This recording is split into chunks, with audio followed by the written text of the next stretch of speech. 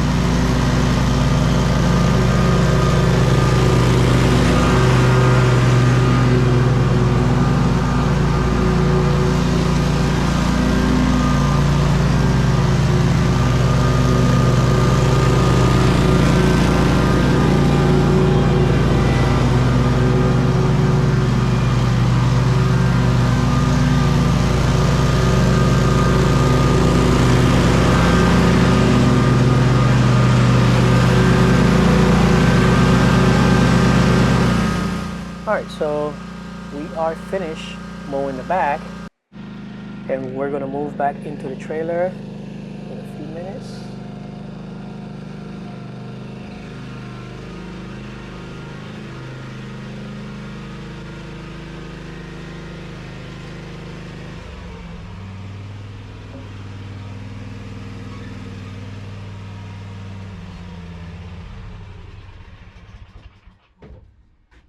Now we're going to use the Husqvarna battery-powered 325 ILK, and this one has the curved shaft attachment.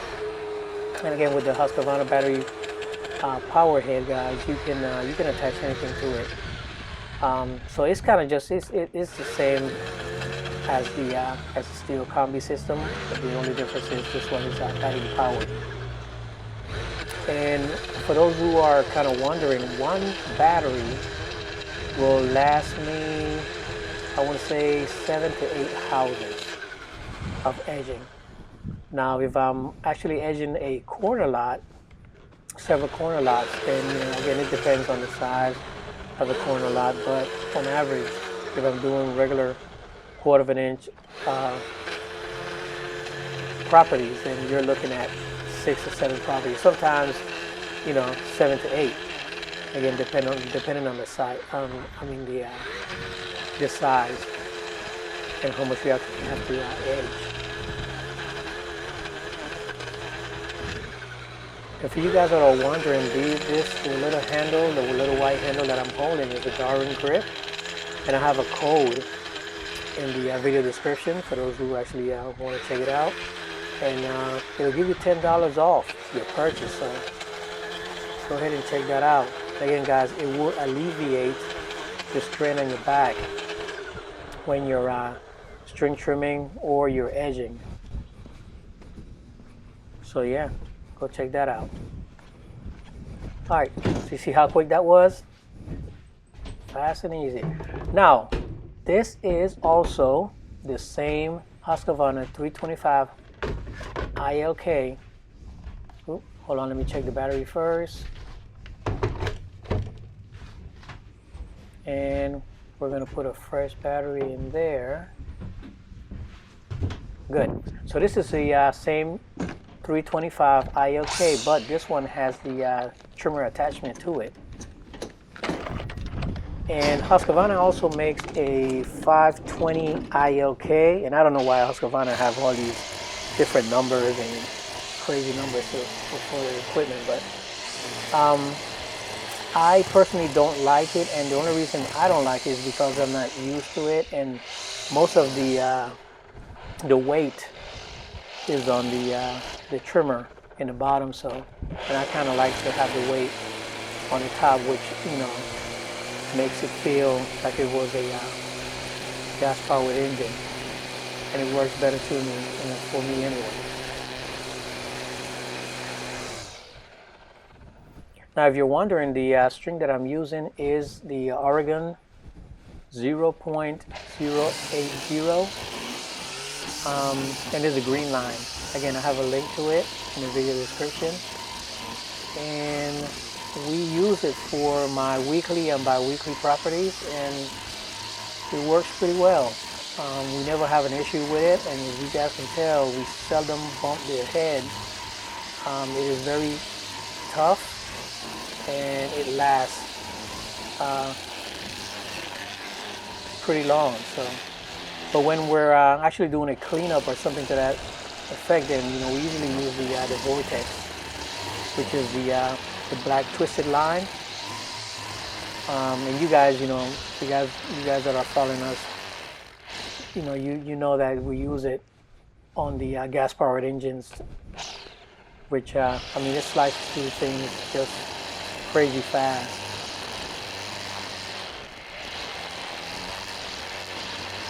Now take your time, guys, and always do your best. You see how I'm taking my time and just cleaning every little nook and cranny out of this right here. You have to take your time. Don't rush the process, man. Just kind of, remember, you're only as good as your last service visit. The customer don't care what you did last week. They're paying you for the service visit. You always have to take your time and, just do your best. There shouldn't be any rush.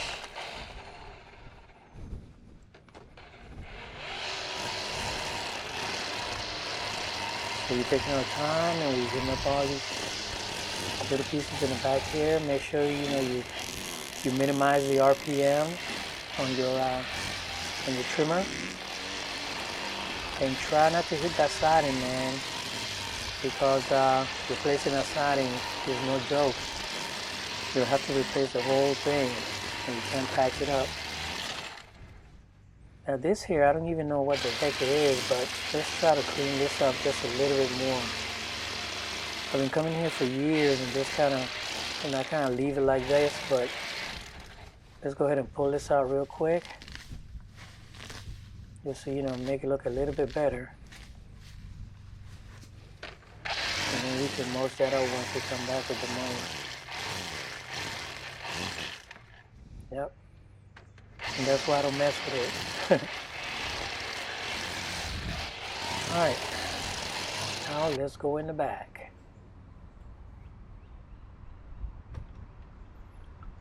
And once you go in the back, guys, again, take your time, ensure that you're being very diligent with what you're doing. do the best job that you can. Again, you shouldn't be rushing.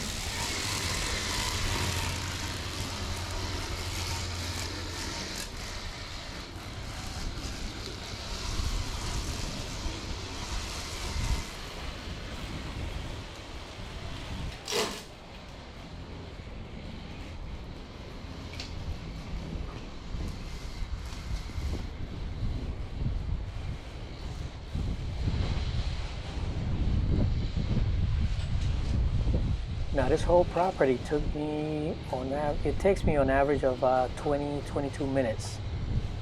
But on this occasion it took me probably about 20 minutes. And you can tell the pace that I'm moving at, right? Nice steady pace, paying attention to detail, ensuring that everything is done. Now this process right here that I'm doing by the pine straw is called turf lining. Okay, that's when you just take the trimmer and you have the string at a high rate of speed, and all you're doing is gliding. Just gliding right at the tip of the pine straw. And what it does, it creates a separation between the pine straw and the grass, which leaves a better looking end result.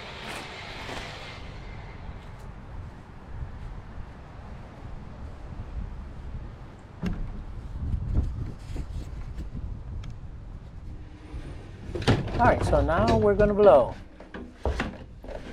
And I still use the Stihl BR800C. And as you can tell, guys, never had an issue with starting this blower. And I've gotten pretty used to the weight, so what I found with it is that it has so much power that it minimizes, again, it's all about being efficient. It minimizes the amount of steps that you take. And I know you may say, minimizes the amount of steps.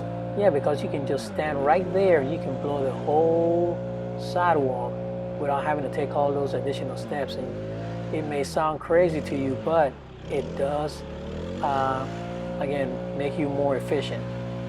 Okay?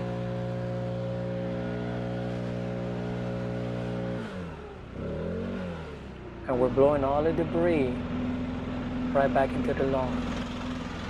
Now, one thing, guys, when you see a door like this, right, a glass door, never take that blower and blow hard on that glass door, because I've seen windows and glass doors crack where you may put too much power on that blower and it picks up a little rock, and next thing you know, you're paying for the door. So make sure you take your time and don't use all that strength.